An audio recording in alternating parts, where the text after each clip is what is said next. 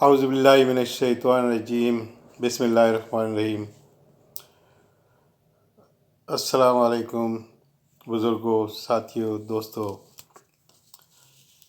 پہلے جس طرح میں نے عرض کیا کہ اللہ تعالیٰ ہر وقت اپنے بندے پر کرم کی نظر رکھتا ہے، ہر وقت اس طرف نظر رکھتا ہے، وہ انتظار میں ہوتا ہے کہ میرا بندہ میری طرف دیکھے، مجھے یاد کرے۔ اور پر ہم لوگ اس طرف توجہ نہیں دیتے ہیں۔ بچپن سے انسان نئی سی نئی چیز تلاش کرتا ہے، اپنے آپ کو ادھر ادھر مصروف رکھتا ہے۔ بال وہی اسکول کا زمانہ، جب میں نے بتایا کہ کیسے میں آگے چلا، اس طرح اسکول میں سب بچے جب ٹیچر کلاس میں نہیں ہوتا ہے شور شر مچاتے ہیں، کوئی ڈسٹ بجا رہا ہوتا ہے، کوئی تما چوکڑی لگائی ہوتی ہے، کوئی گا رہا ہوتا ہے۔ تو میرے دوست تھے، وہ بھی شور شر مچا رہے تھے، مجھے کہہ رہے تھے آپ بھی گائے، تو میں نے بھی گانا شروع کر دیا ان کے ساتھ مل کر۔ ابھی سے اس میں ایک ہمیں پتہ نہیں چلا کہ ہمارے استاد جو ہے مولانا صاحب تشریف لے آئے ہیں۔ تو جیسے ہی وہ داخل ہوئے تو پوری کلاس خاموش ہو گئی، پوری کلاس خاموش ہو گئی۔ انہوں نے پوچھا بھائی کیا ہو رہا تھا، یہ گا کون رہا تھا؟ میں یہ کمزور سا نظر آیا، سب نے آواز کی جی غضنفر گا رہا تھا۔ اچھا اچھا، کھڑے ہو جاؤ۔ میں کھڑا ہو گیا، گاؤ، کیا گا رہے تھے؟ شامت اعمال۔ ان دنوں میں رفیع کا ایک گانا بڑا مشہور تھا، چودھویں کا چاند ہو یا آفتاب ہو، وہ میں نے ڈر ڈر کی گانا شروع کر دیا، اور مولانا صاحب سر جھکا کے بیٹھ گئے۔ میں ختم کر کے پھر بھی کھڑا رہا چپ کر کے، پھر انہوں نے سر اٹھایا، انہوں نے پھر بچوں سے کہا بچوں یہ آپ کو پتہ ہے کیا ہے؟ یہ نعت شریف ہے۔ انہوں نے اس ایک گانے کی ایک ایک مصرے کی پوری تشریح کی اور اسے نعت سے مطابقت دے دی، مجھے بٹھا دیا۔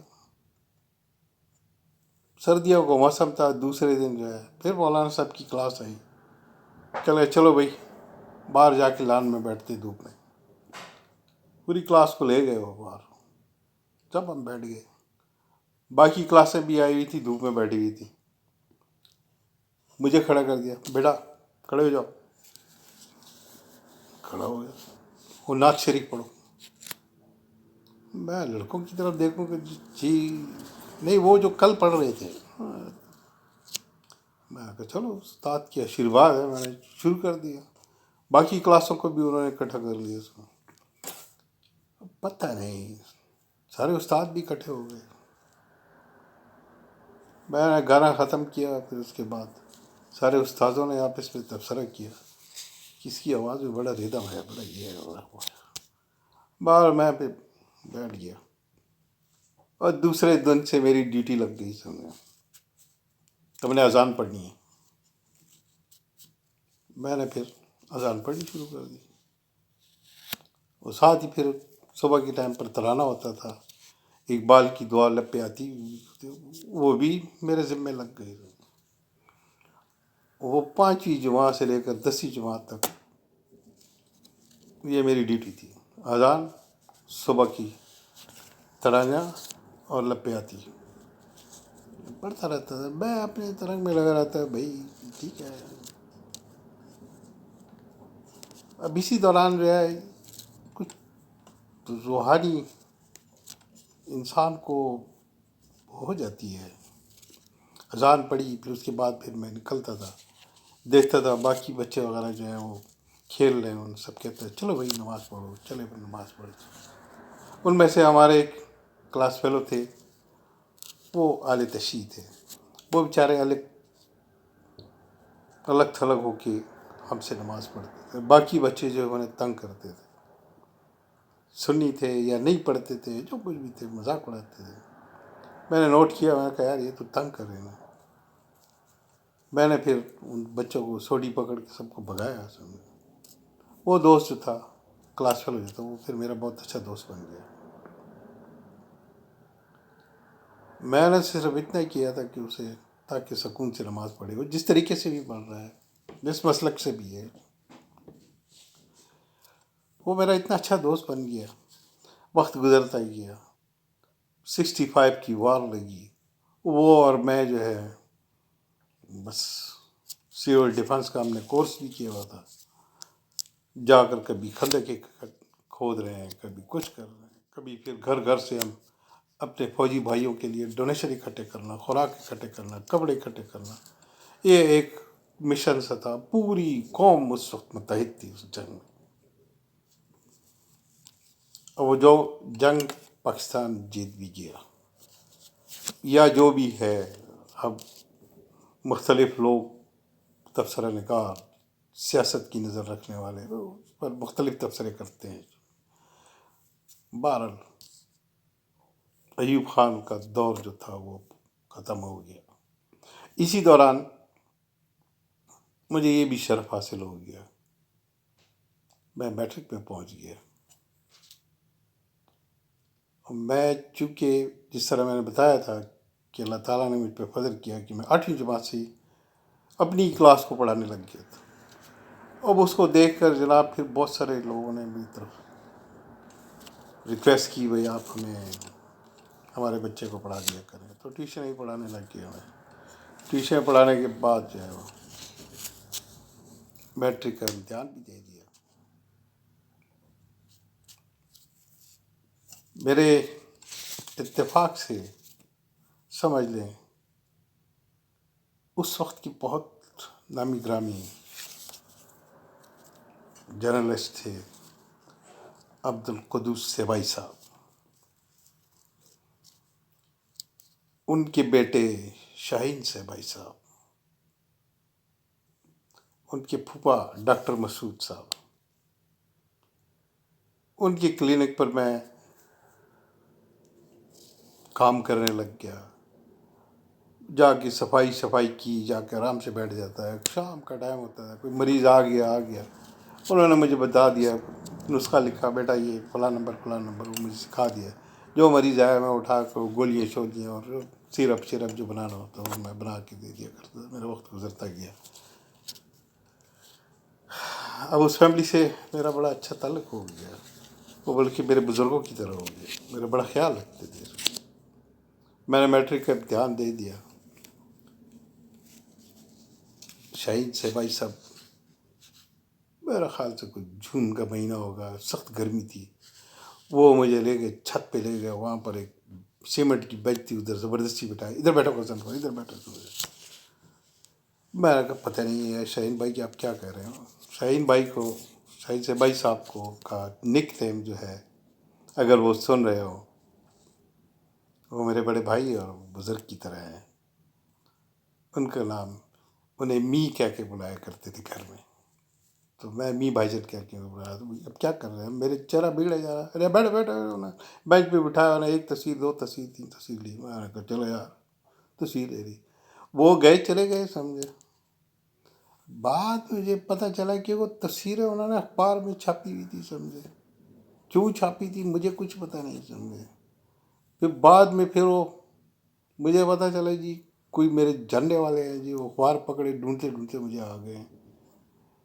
غضنفر تمہارے جاننے والے ہیں، کوئی تمہارے ماموں ہیں، کوئی یہ آیا، کوئی وہ آیا. بہرحال مجھے اتنا نہیں پتا کہ میں نے کیا کیا تھا، میں ٹاپ کیا تھا، کیا ہوا تھا. بہرحال میں نے امتحان پاس کر لیا. لیکن اس کے ذریعے میری بڑی شناخت بھی ہو گئی، اخباروں میں تصویریں بھی آئی. اتنی میں نے کوئی سے امپورٹنس نہیں تھی. میں پھر میرا کلاس فیلو تھا، کہنے لگے کیا کرو گے. میں نے کہا بس دیکھتے ہیں اب کیا کرنا چاہیے. میں پھر چونکہ ٹیکنیکل اسکول تھا، میں نے اپنے اسکول میں الیکٹریکل ٹیکنالوجی پہ زیادہ ایمفسائز کیا تھا، اس میں زیادہ تجربے بھی کرتا رہتا تھا. تو میں نے کہا چلو ٹیکنیکل کالج جاتے ہیں، وہاں جا کر کرتے ہیں. وہ دوست مجھے ادھر لے گیا. وہاں گئے، میں سیدھا ان کے کمرے میں چلا گیا، پرنسپل کے کمرے، ان سے پوچھا، دوست کو بھی بٹھایا، اسحاق نام تھا، اس نے کہا کہ بھائی اس طریقے سے آپ جیسے لائک بچے بھی اگر اسٹریٹ کی طرف آنے لگے ہیں، یعنی ٹیکنیکل ایجوکیشن کی طرف، تو بہت اچھا ہوگا.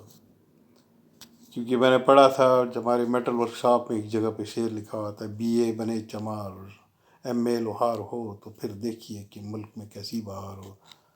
تو میں نے کہا وہ تو ٹھیک ہے، لوہار کی بھی ضرورت ہے، کمہار کی بھی ضرورت ہے، اور چمار کی بھی ضرورت ہے، وہ سب کچھ ہے، لیکن مجھے یہ بتاؤ کہ آگے میں تعلیم کر کے مجھے کیا ملے گا، اس سے کیا ڈگری ملے گی، کیا وہ ہوگا. کہنا نہیں، ابھی تو فی الحال اس میں آپ کو ایک ڈپلومہ ملے گا، اچھا کچھ اس میں آپ اچھے الیکٹریشین بن جائیں گے، آپ فور مین بن جائیں گے، آپ مکینک بن جائیں گے، جو بھی ہے.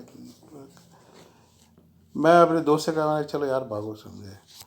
وہاں سے نکلے، میں نے کہا تم نے داخلہ لینا ہے لو، تو میں نہیں لے رہا. اس نے کہا کیا بات ہے؟ میں نے کہا اچھا نہیں، بس تم جاؤ بس.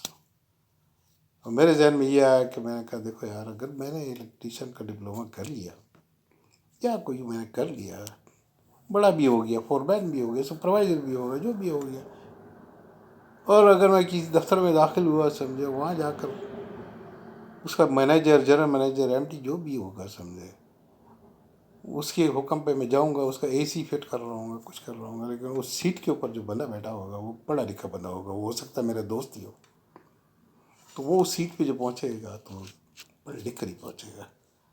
تو میں کسی قیمت پہ جو اپنی تعلیم جاری رکھوں گا، میں یہ نہیں کرنا چاہتا. میں پھر وہاں سے چھوڑ کر پھر گورنمنٹ کالج میں نے داخلہ لے لیا. میں کہا جیسی بھی یہ دیکھی جائے گی. فرسٹ ایئر میں داخل ہوا، چھٹی آئیں، پھر میں نوکری کی تلاش میں کھڑا ہوا کہ چلو چھٹیاں ہو گئی، جا کر کوئی 1-2 مہینے کے لیے ریگولر نوکری ڈھونڈی جائے. حالات بہت بگڑ چکے تھے. ایوب خان اپنا 10 سالہ جشن بھی منا چکا تھا، دوبارہ الیکشن بھی جیت چکے تھے وہ. بہرحال حالات کچھ ایوب خان کی اس میں نہیں رہے تھے، کیونکہ اس وقت معاہدہ تاشقند ہوا تھا. بھٹو صاحب نے تاشقند کا اٹھا کر ڈبہ اور اسے جو گھومے ہیں سمجھے، ان کو ایوب خان نے نکال دیا تھا اپنی کابینہ سے. ان کے اس کو رکھ کر کہ تاشقند تاشقند تاشقند، انہوں نے اپنی پارٹی بنا دی اور جمہوریت شروع ہو گئی سمجھے. ہم بھی جوان تھے، کندھوں پر انہیں اٹھاتے پھرتے تھے سمجھے. پر وہ گرمیوں کی چھٹی تھی، میں نے کہا یار اب یہ نوکری تو پوچھے کہ لگی جی 10 دفتر روزگار جائیں. وہاں دفتر روزگار گئے، امپلائمنٹ ایکسچینج، تو وہاں دیکھے لمبی لمبی قطاریں لگی ہیں. اسی طرح گھومتے گھومتے گھومتے میں پھر ایک دفتر میں وہاں لکھا ہوا تھا ڈپٹی کمشنر آفس. جا کے دیکھا اندر بڑے لوگ بیٹھے ہوئے تھے، کھڑے ہوئے تھے، انتظار کر رہے تھے. میں بھی اندر چلا گیا. پوچھا گیا کہ نہیں یہ ڈپٹی کمشنر کا آفس ہے، جو آج کل کی چیف جسٹس اسلام آباد ہائی کورٹ اطہر نصر من اللہ، ان کے والد اس وقت ڈپٹی کمشنر تھے، نصر من اللہ. میں بھی کھڑا ہو گیا سمجھے. وہاں جب کھڑا ہو گیا تو ایک فاکسی گاڑی تھی، اس سے ٹیک لگا کے کھڑا ہوا. ایک آدمی مجھے بار بار گھورے جا رہا تھا. میں نے کہا شاید یہ اس کی گاڑی ہے. میں پلٹ کے دوسری طرف چلا گیا، پھر وہ گھور رہا تھا. پھر دیکھا میں نے ایک دم کوئی دروازہ سب کھلا، سارے لوگ اندر دوڑے جا رہے تھے. میں بھی چلا گیا. میں بھی وہاں چلا گیا تو دیکھا نصر من اللہ ڈپٹی کمشنر صاحب کا دربار لگ گیا، ساری کرسیاں بھر گئیں، بڑے بڑے لوگ پگڑ والے اور جاگیردار سرمایہ دار سب ادھر بیٹھے ہوئے تھے سمجھے. میں کھڑا ایک دروازے میں. میں نے کہا میں کہاں بیٹھوں؟ نصر بن اللہ صاحب نے میری طرف دیکھا. میں جرأت کر کے 2 قدم آگے بڑھ کے ان کی بیس کے قریب پہنچ گیا. انہوں نے میری طرف دیکھا، بیٹا کیا بات ہے؟ میں نے کہا بات تو صرف اتنی سی ہے کہ مجھے جاب چاہیے 2 مہینے کے لیے. کہ لیں امپلائمنٹ ایکسچینج جاؤ. میں نے کہا 2 مہینے کے لیے جاب چاہیے تو 2 مہینے تو مجھے وہاں لینڈ میں گزر جائیں گے. تو میں آپ کے پاس اس لیے آیا ہوں، آپ کے میں وقت ہے، اور یہ اتنے سارے لوگ ہیں، کوئی سرمایہ دار ہے، کوئی انڈسٹریلسٹ ہے، کوئی کیا ہے کوئی کیا ہے، اور مجھے جاب چاہیے. آپ اگر میں سے کسی ایک کو حکم کر دیں تو مجھے 2 مہینے کے لیے نوکر رکھ لے گا، میرا اپنا خرچہ ورچہ پورا ہو جائے گا.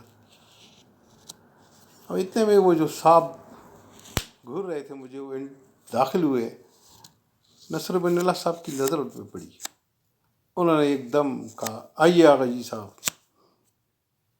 اور وہ انہوں نے جناب بڑے، جی جی السلام علیکم، جی السلام علیکم، شاہ صاحب یہ تمہارا بچہ ہے، اسے آپ ذرا رکھ لیجئے گا. بالکل جی، رکھ لیں گے. اچھا بیٹا، یہ ہیں احمد علی شاہ صاحب ہیں، آپ ان کی مل ہے فلاں ابھی بنی ہے، اور آپ چلی جائیے گا، آپ کی یہاں پر جاب ہو جائے گی، 2 مہینے تک آپ کریں جتنا مرضی کریں. اچھا جی شکریہ. میں چلا گیا، شکریہ ادا کر کے باہر نکل گیا. انہوں نے جو ایڈریس بتایا اس کے مطابق میں 10 بجے قریب میں وہاں پہنچا ہوں، فلور مل پہ. اباسین فلور مل، پشاور، بڑا مشہور ہے. وہ نیا نیا بھرا تھا. میں جیسے ہی انٹر ہوا تو وہ آفس کی برآمدے میں شاہ صاحب کھڑے ہوئے تھے. میں نے سلام کیا، السلام علیکم. کہ وعلیکم السلام. میں نے کہا شاہ صاحب میں حاضر ہو گیا ہوں. انہوں نے گھڑی کی طرف دیکھا. کہنا ایسا ہے بیٹا کہ میں ابھی تو جا رہا ہوں، لاہور جا رہا ہوں، تو آپ ایسا کریں پرسوں آئیں، تو پرسوں آپ کے لیے کچھ کرتے ہیں. میں نے کہا ٹھیک ہے. مجھے ڈاؤٹ ہو گیا، میں نے کہا اس شخص نے سچ نہیں کہا. میں چلا گیا. دوسرے دن اسی ٹائم پر پھر میں پہنچ گیا. دیکھو شاہ صاحب وہیں کھڑے ہوئے تھے. السلام علیکم. جو وعلیکم السلام.